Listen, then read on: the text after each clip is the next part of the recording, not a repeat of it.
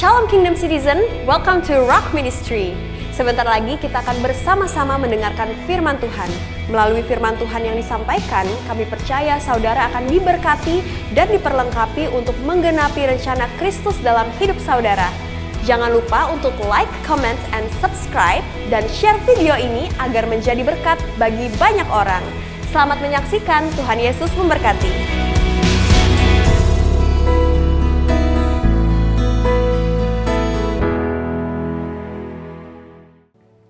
Kepada semua orang percaya, shalom kepada semua warga kerajaan. Saya ingatkan kepada kalian apa yang saya sampaikan minggu-minggu yang lalu. Yang penting itu position. Di mana ada position akan ada provision, protection, bahkan promotion. Setiap kali krisis, 40 tahun saya ikut Tuhan. Setiap krisis selalu diikuti dengan level up. Selalu diikuti dengan luar biasa terobosan karena Tuhan bertakhta di atas air bah.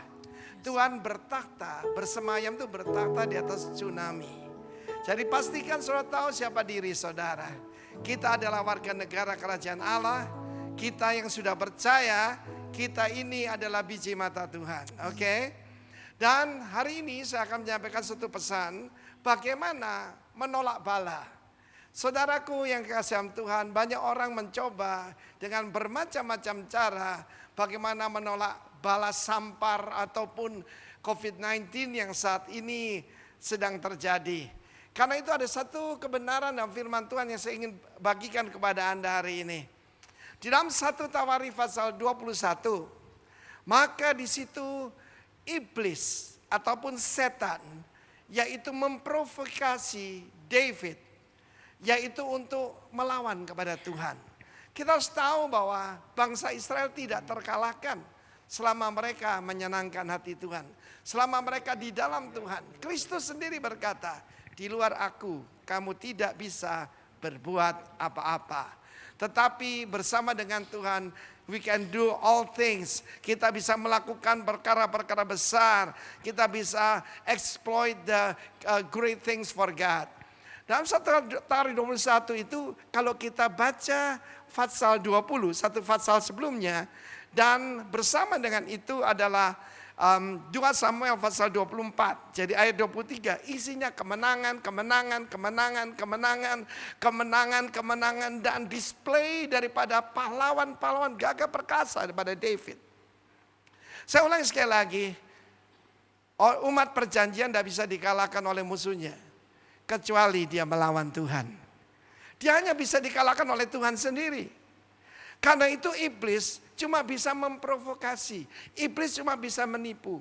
Saya mau beritahu kuasa kegelapan punya kuasa tapi tidak maha kuasa. Katakan bersama saya, kuasa kegelapan punya kuasa tapi tidak maha kuasa. Karena itu firman Allah mengatakan aneh sekali dalam 2 Samuel 24. Tuhan menggerakkan David untuk menghitung bangsa Israel. Kita harus mengerti bahwa di sini kita tidak percaya fatalisme. Kita tidak percaya bahwa semua itu dari Tuhan, yang baik, yang buruk, semua dari Tuhan. Tidak. Manusia diberikan sesuatu yang sangat berbahaya. Apakah itu? Itu adalah free will. Kita diberikan yaitu hak untuk bisa menurut pada Tuhan dan diberkati, ataupun melawan Tuhan dan mengalami konsekuensinya. Firman Allah mengatakan David memerintahkan kepada Yoab untuk menghitung bangsa Israel. Menghitung tentara. Menghitung yang sanggup untuk berperang. Dan itu tidak menyenangkan. Displease God. Membuat Tuhan marah. Saudara yang kasih Tuhan, kita harus tahu ketika David sedang dikejar-kejar waktu itu dia sudah tua. Bahkan anak buahnya berkata, sudah Tuanku Raja, jangan ikut berperang, nanti mencelakakan diri Anda sendiri. Tetapi muncullah the new generation, muncullah the emerging leaders yang luar biasa. Salah satunya Benaya bin Yoyada yang luar biasa itu. Superhero daripada Israel. Tetapi saudaraku, ketika kita selalu mengalami sukses, mengalami kemenangan, itu saat yang paling rawan dalam kehidupan kita. ketika kita menjadi senior, ketika segalanya kelihatan semuanya baik, itu saat yang sangat berbahaya. Karena semua kemenangan David, sekalipun 100 kali perang, 100 kali menang, dimulai dengan sesuatu hal yang harus dilakukan. David inquired the Lord. David memohon dan bertanya pada Tuhan. Tuhan, apakah akan kuserang mereka?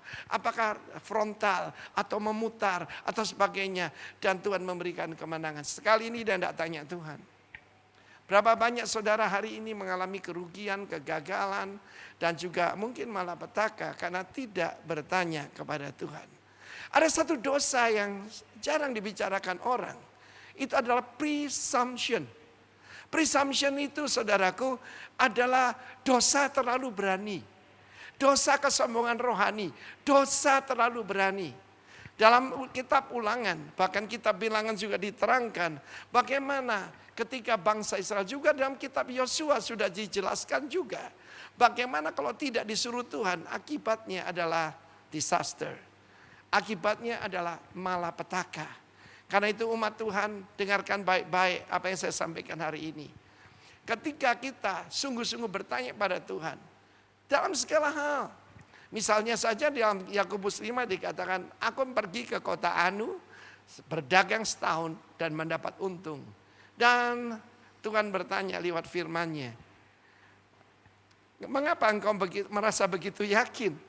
Engkau tidak bertanya pada Tuhan, hidupmu cuma seperti uap yang kelihatan sebentar lalu lenyap. David tidak bertanya pada Tuhan, bahkan keakuannya timbul. Dia berkata pada Yoab, hitunglah bangsa Israel dari Dan sampai Beersheba. Dan di utara, Beersheba di selatan. Kalau kita dari Merauke sampai Sabang ya. Bukan Sabang Merauke, Merauke sampai Sabang. Dan apa yang terjadi saudaraku? Supaya aku mengetahuinya. Sombong sekali saudara. Saudara tahu bahwa janji Tuhan untuk bangsa Israel itu dari sungai Nil di Mesir sampai sungai Efrat di Irak. Bukan seperti sekarang yang disebut tanah Palestina itu. Bangsa Israel dijanjikan the greater Israel. Luar biasa. Dan rupanya David ingin melakukan dengan kekuatannya sendiri. Ketika dia dikejar-kejar oleh Saul, maka yang keluar dari hidupnya adalah puji-pujian. Bukan keakuan, tapi kemuliaan buat Tuhan. Mazmur 20 misalnya. Dia berkata, orang itu memegahkan kereta, orang itu memegahkan kuda, tapi aku bermegah dalam nama Tuhan Allahku yang memberi kemenangan kepadaku. Sekarang dia sombong, dia bilang hitung tentara. Dia menghitung tentara, jangan lupa dia adalah sebagai raja dan panglima tertinggi daripada kerajaan Israel dan Yehuda yang menjadi satu. Pada waktu itu masih jadi satu. Maka dia begitu sombong, dia begitu angkuh, dia terlalu percaya diri. Perkataan dosa Zadon atau Zut itu saudaraku adalah presumption. Saya memberikan contoh dalam perjanjian baru, ketika Kristus disuruh menerjunkan diri dari puncak bumbungan bait Allah. Dan iblis si penggoda itu berkata, bukankah ada dalam Mazmur 91 bahwa dia akan memerintahkan malaikatnya supaya menatang kakimu supaya tidak terantuk kepada batu, bukan? Tapi ini jawaban Kristus. Ada juga tertulis, jangan mencobai Tuhan Allahmu. Karena itu saya berkata pada semua pemimpin secara khusus dan semua umat Tuhan, jangan kita sampai terkena yaitu godaan iblis ini. Merasa diri paling hebat. Saya sendiri bisa tergoda dengan hal semacam itu. Karena kalau kita selalu mengalami Tuhan membuka jalan buat kita, Tuhan memberkati kita, Tuhan membela kita, sekarang waktu ujian. Karena itu berhati-hati, jangan sampai terkena dosa Zadon ini. Yesus berkata, jangan engkau mencobai Tuhan Allahmu. Tuhan tidak bisa dicobai oleh yang jahat, bukan? Dan kemudian apa yang terjadi? Ketika itu Yoab berkata, Tuanku, kiranya nanti jumlah bangsa Israel 100 kali dari sekarang. Tetapi Tuhan mengapa melakukan hal ini? Dia sudah merasa tidak sejahtera. Dan pada saat itu saudaraku, David overrule Yoab. Perintah raja lebih berkuasa daripada jenderal. Tentu saja saudaraku. Dan dengan setengah hati Yoab melakukannya dan memberikan laporan. Ada 1.100.000 tentara yang bisa memegang pedang. Dan untuk bangsa suku Yehuda saja, suku Yehuda, di mana David dan suku Yehuda ada 470.000. Saudaraku, pada saat itu dia juga tidak menghitung suku Benyamin dan suku Lewi. Sebab suku Lewi ditentukan untuk melayani Tuhan, bukan? Saudara yang kasih Tuhan, dia overrule perkataan penasehatnya. Ketika kita tidak mau mendengarkan orang kiri kanan, kita sedang menuju kehancuran. Keangkuhan mendahului kebinasaan. Kesombongan akan mendahului kehancuran. Karena itu kalau saya pribadi sudah mulai maunya sendiri, tidak mau dengarkan rekan-rekan saya. Karena itu di dalam kelompok kami kita ada yaitu kepenatuaan. Kalau penatua yang lain nggak setuju, saudaraku, kita akan duduk bersama untuk doa lagi. Apa ini kehendak Tuhan? Tetapi setiap kali kita sehati, sesuatu yang baik terjadi. Dan firman Allah mengatakan saat itu pelihat daripada David. Dia punya penasehat, dia tidak tanya penasehatnya. Setiap daripada kita punya mentor bukan? Punya pemimpin rohani. Gad itu adalah pelihat daripada David. Ada Nabi Nathan juga. Dia tidak tanya, saudaraku. Begitu angkuh, begitu terlalu percaya diri. Jangan sampai saya dan saudara mengalami seperti itu. Dan apa yang terjadi, saudaraku? Firman Allah menunjukkan Gad membawa firman Tuhan. Dan isinya adalah amarah Tuhan. Tuhan sangat tidak berkenan kepadamu. Dan ada 3 pilihan. 3 pilihan ini semuanya berat. Yang pertama, engkau akan mengalami 3 tahun. Yaitu kelaparan. Tidak akan turun hujan. Tidak akan ada embun keluar dari tanah. Engkau akan mengalami kekurangan makanan selama 3 tahun. Dan yang kedua, engkau dikejar-kejar oleh pedang daripada musuhmu selama 3 bulan. Saudaraku, bagi seorang warrior seperti David, dia harus memilih. Dan yang ketiga, juga cukup menyeramkan. Yang relevan dengan keadaan sekarang. 3 bulan. Engkau akan mengalami penyakit sampar di seluruh coast daripada Israel. Dan dari Dan sampai Beersheba. 3 hari saja. Tapi penyakit sampar. Saudaraku yang kekasih Tuhan, ada satu kebenaran di sini. Ada batas daripada murka Allah. Saudara harus melihat bahwa hari-hari ini seperti tulah Mesir itu sendiri. Kita melihat bagaimana di Sudan Selatan ada dihancurkan oleh apa? Oleh belalang. Dan belalang ini rupanya belalang ninja.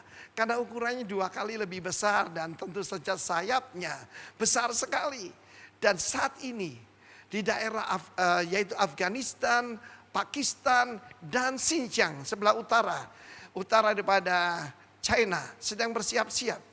Karena miliar tan belalang akan datang ke sana. Saudara harus tahu bahwa tulah Mesir itu adalah hukuman Tuhan atas dewa-dewa Mesir. Dan apa yang menjadi dewa di zaman sekarang ini? Mammon. Kita melihat bagaimana yaitu hancurnya ekonomi ini baru menghadapi corona yang kecil, saudara. Saya ingatkan saudara, kalau Tuhan tidak menolong kita dan Tuhan tidak mengangkat kita, firman Allah mengatakan nanti 1/3 penduduk bumi, 1/3 akan mengalami kematian. Dan karena itu saya katakan dengan iman sekali lagi, apa itu COVID? COVID adalah Christ overcome viruses and diseases and death. Kematian, virus sudah di overcome oleh Kristus. Kapan? 2000 tahun yang lalu. Dan David berkata bahwa dia mau menyerahkan diri pada Tuhan. Yeremia pasal 9 memberitakan, janganlah orang bijaksana bermegah karena kebijaksanaannya. Jangan orang kuat bermegah karena kekuatannya. Ya, tetapi kalau mau bermegah, bermegah di dalam Tuhan. Dan mengenal Tuhan yang memberikan kesetiaan, kasih setia. Itu adalah menyenangkan hati Tuhan. Kebenaran di bumi itu menyenangkan hati Tuhan. Dan David berkata, seharusnya aku saja yang dihukum. Keluargaku yang dihukum. Bukan rakyat, sebab 70.000 orang Israel mati tergeletak, saudara. 70.000. Dan mereka adalah orang-orang yang sehat. Mereka adalah orang-orang yang bisa menyandang pedang. 70.000. Tetapi kabar baiknya saudaraku, ketika David merendahkan diri, maka pada saat itu malaikat Tuhan yang menghukum, yang memegang pedang, itu dilihat ada di tempat pengirikan daripada Arauna. Arauna bukan orang Israel. Orang Yebus. Orang Yebus pernah membuat perjanjian pada zaman Yosua. Dan apa yang terjadi? Mereka cuma jadi buruh. Tetapi di sini kita lihat Arauna juga mendapat bagian dari berkat Tuhan. Karena dia sedang mengiring gandum. Dan harus tahulah saudara, itu sekarang menjadi tempat yang menjadi konflik di seluruh dunia. Itu adalah saudaraku Temple Mount di Yerusalem, saudara. Dan inilah kisahnya. Pada saat itu saudaraku, David mendekati Arauna dengan pimpinan daripada Gad. Sekarang dia merendahkan hati. Dia menurut perkataan firman Tuhan. Mau aman menurut firman Tuhan. Itu iman yang sebenarnya. Dan pada saat itu saudara, dia disuruh membangun mezbah di sana. Mau menolak bala, cuma satu, merendahkan hati. Periksa diri. Selama kita ada di rumah, saya juga periksa diri saya. Apa yang terutama saudaraku dosa zadon itu. Dosa terlalu berani, dosa terlalu menganggap diri hebat. Itu saatnya kita datang pada Tuhan, minta ampun kepada Dia. Dan mencari wajah Tuhan, mencari kehendak Tuhan. Dan dia datang ke the threshing floor, tempat pengirikan daripada Arauna. Dan saat itu bersama 4 putranya. Dia punya lembu-lembu. Dia punya yaitu peralatan. Mungkin sekarang ini seperti saudaraku suatu industri begitu. Dan ketika David datang, pertama-tama Arauna melihat ada malaikat Tuhan dengan pedang yang terhunus. Firman Allah mengatakan Tuhan itu memang tidak bisa dipermainkan. Tetapi dia itu murah hati. Dia begitu baik, penuh dengan bersih, penuh dengan kasih setia. Kalau kita minta ampun kepada Dia, kalau kita datang pada Dia, Dia akan ulurkan tangan kebaikannya atas kita, saudara. Dan firman Allah mengatakan ketika mezbah itu didirikan dan dinaikkan persembahan kepada Tuhan, maka malaikat diperintahkan Tuhan, malaikat yang menghukum itu menyarungkan kembali, yaitu pedangnya. Siapa malaikat ini? Nggak ditulis di situ. Tapi saya kira dia adalah Mikael. Mikael adalah the guardian angel daripada Israel. Kita lihat dalam sejarah abad yang lalu saja. 1948 ketika 14 Mei diproklamirkan Israel menjadi satu negara. Mereka diserang oleh tetangga-tetangganya yang tidak suka dengan dia yang jumlahnya 60 kali lebih hebat, saudara. Dan mereka survive. Mereka bisa mengalahkan. Bukan lagi perang 67, perang 73, perang Yom Kippur. Saya bertemu dengan seseorang yang menjadi national hero daripada Israel. Karena tahun 73 itu ketika kereta-kereta itu sekarang tank daripada Suria. 200 lebih datang ke dataran tinggi Golan dan akan masuk ke Galilee. Maka dia cuma punya sebuah basoka dari perang dunia kedua. Bagaimana mau melawan tentara yang gitu hebat? Ketika dia tembakkan, dia juga tidak ngerti. Kenapa selama 2 jam tentara Suria itu berhenti. Kalau mereka melanjutkan, habis Israel. Dan menurut keterangan seorang teman yang bertemu dengan Jenderal Suria, ya saudaraku, mereka mengatakan pada saat itu mereka melihat ada satu makhluk yang luar biasa besarnya dan berkata, stop killing my people. Stop killing my people. Saudara, saya mau beritahu kita sebagai umat Tuhan, kita punya guardian angel. Setiap daripada kita. Dan tetapi karena itu saudaraku, ketika David memberikan yaitu penawaran kepada Arauna, aku tidak mau memberi kepada Tuhan sesuatu yang cuma yaitu tanpa ongkos. Saudara, pada waktu saya datang ke Bali, ada seorang pegawai office boy kita berkata, enak ya Pak, jadi orang Kristen tuh murah ya, gratis. Saya kaget waktu dia berkata demikian. Saya katakan keselamatan itu begitu mahal, diberikan gratis bukan berarti murahan. Tetapi saudaraku, David tidak bersikap demikian. Aku tidak mau mempersembahkan pada Tuhan sesuatu yang gratisan. Banyak daripada kita mentalnya masih gratisan, saudara. Mari kita belajar pada Arauna ini. Arauna artinya the shout of joy of Jehovah. Luar biasa, saudara. Dia sebagai orang Yebus, tetapi dia menyembah kepada Tuhannya Israel, ya. Dan dia begitu seorang yang cheergiver, ya, cheerful giver. Tuhan itu masih sampai hari ini mencintai orang yang memberi dengan sukacita. Pemberi dengan sukacita, bukan dengan berat hati, bukan karena terpaksa. Jadi saat-saat ini ketika kita bisa menolong saudara kita, sekitar kita, teman-teman kita, mari kita lakukan dengan sukacita. Kita belajar daripada Arauna. Saudara, bala itu bisa datang kalau kita melawan Tuhan. Apapun yang kita tinggikan di luar Tuhan, ya, selain daripada Tuhan, kita akan menerima konsekuensinya. Karena sekali lagi saya bilang jangan takut. Karena ingat apa yang dikatakan David. David berkata, biarlah aku jatuh ke tangan Tuhan. Sebab besar sekali kemurahannya. Besar sekali kasih setianya. Besar sekali his loving kindness. Hesetnya luar biasa. Dan pada saat itu ketika mezbah itu didirikan. Dan apa yang terjadi? Malaikat yang melakukan penghukuman itu menyarungkan pedangnya. Apa artinya ini? COVID-19 ini akan berhenti. Saya tidak tahu kapan, saya tidak mau spekulasi. Tetapi kalau kita sebagai umat Tuhan, ya, di dalam 2 Tawarik 7 ayat 14, itu adalah satu saat ketika yaitu Solomon memberikan korban yang luar biasa kepada Tuhan untuk dedikasi daripada bait Allah yang dia dirikan di tempat itu. Di dalam 1 Tawarik 22 ayat pertama, ketika semua itu tulah itu berhenti, David berkata, "This is the house of God." Aku mendirikan bait Allah di sini.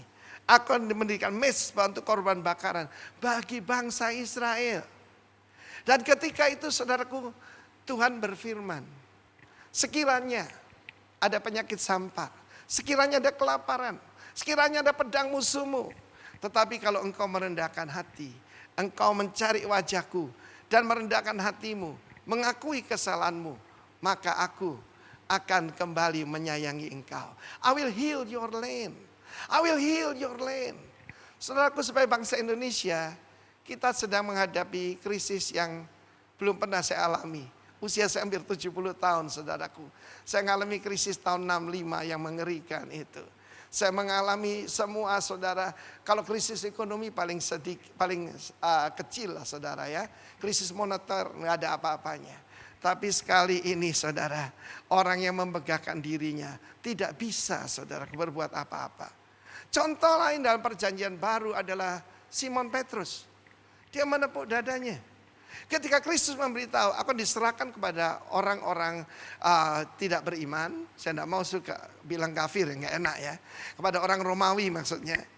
Dan orang-orang beragama, ahli-ahli Taurat menolak dia. Aku akan mengalami nanti dibunuh. Dan sebelumnya mengalami penghinaan luar biasa, disiksa.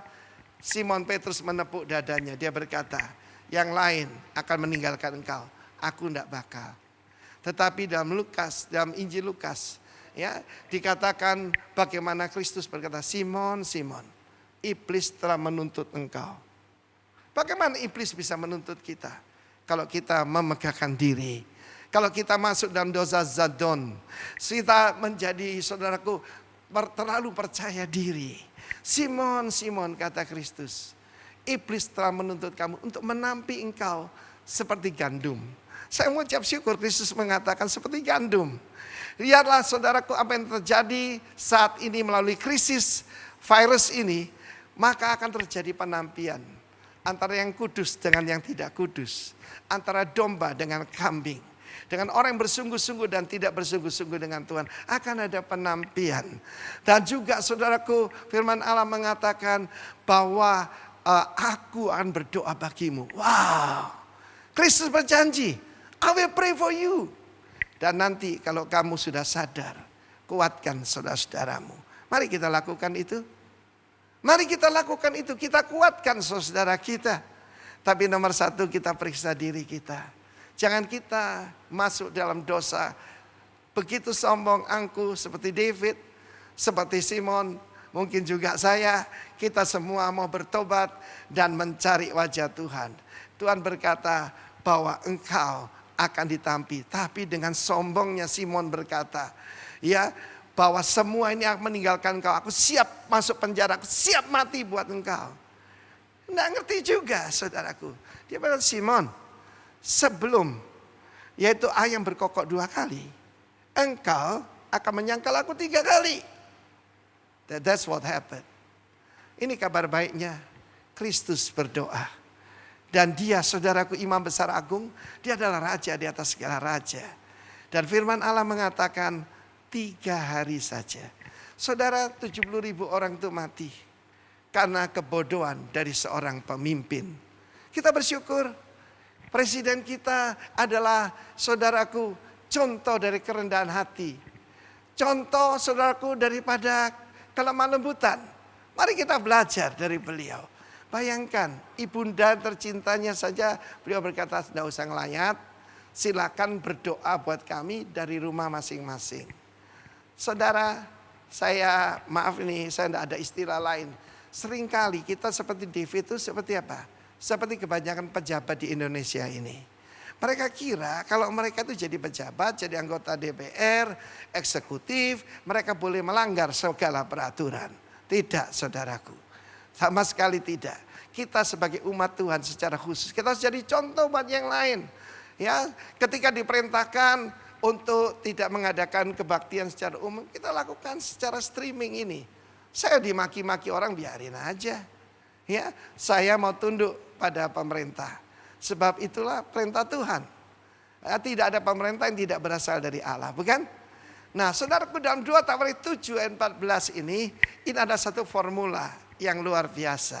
Ya, Tuhan berkata, jika umatku, dia tidak berkata semua orang. Dia berkata umatku yang atasnya namaku disebut.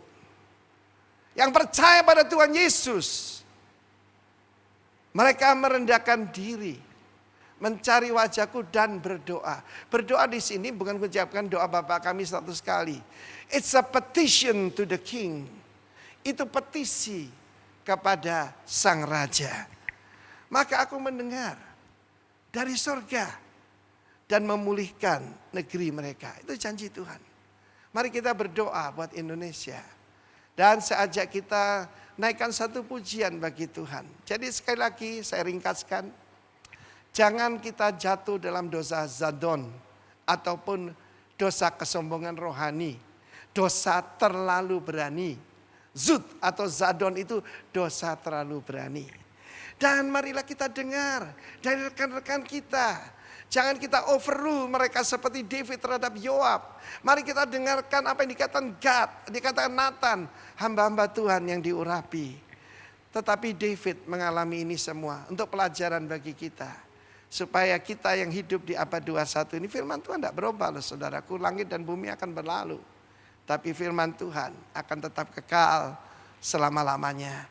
Dan saya akan ajak kita bersama sebelum nanti menerima perjamuan kudus. Perjamuan kudus, saudara, itu bukan ritual biasa. Firman Allah mengatakan itu adalah tanda perjanjian darah kita dengan Tuhan. Berit, perjanjian darah.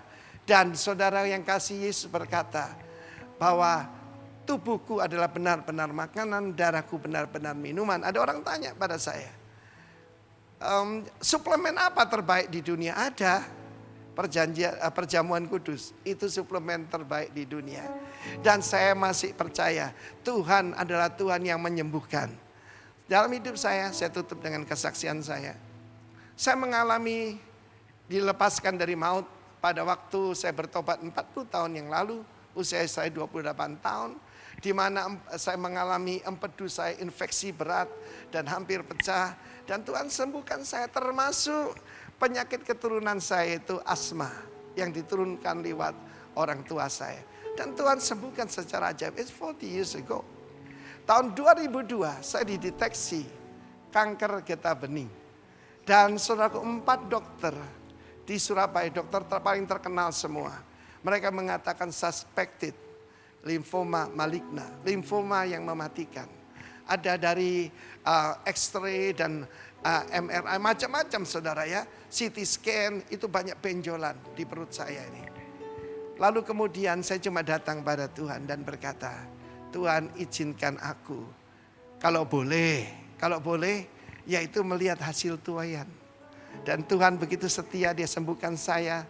Dan dokter di Singapura yang memeriksa saya, dia tidak menemukan apapun. Dan dia heran sekali, fotonya bertolak belakang saudara. Yang satu itu benjolan, satunya bersih sama sekali. Dan dia berkata, dia bukan orang percaya. Dia berkata, maybe that's what you call it miracle. Yes dokter, it's a miracle. Tahun 2003 saya mengalami virus saudara. Dan saya betul-betul mengalaminya. Di mana seluruh badan saya jadi lemah, panas badannya tinggi. Tidak bisa turun saudaraku. Dan dokter bingung, karena itu bukan SARS, bukan MERS, bukan flu babi. Ini adalah virus baru, sama seperti sekarang. Dan dengan pertolongan Tuhan, cuma dalam waktu seminggu saya pulih total. Dan kemudian minggu depannya saya sempat pergi ke Europe dan juga Israel melakukan tugas saya. Dan kemudian demam berdarah saudara. Tubuh saya dari leher sampai ke kaki ini warnanya merah semua ya. Seperti sosis titiles gitu ya. Putih-putihnya cuma sedikit. Dan pada saat itu saya juga mengalami krisis. Kita harus tahu bahwa yang mati karena demam berdarah lebih banyak daripada yang terkena virus corona. Sekali lagi saya diselamatkan. Dengan pengalaman-pengalaman semacam ini, saya berani berkata bahwa Tuhan tidak berubah. Dia adalah tetap penyembuh yang luar biasa. Karena itu izinkan saja kita bangkit berdiri. Kami umat-Mu. Mari para penyanyi bisa bantu saya.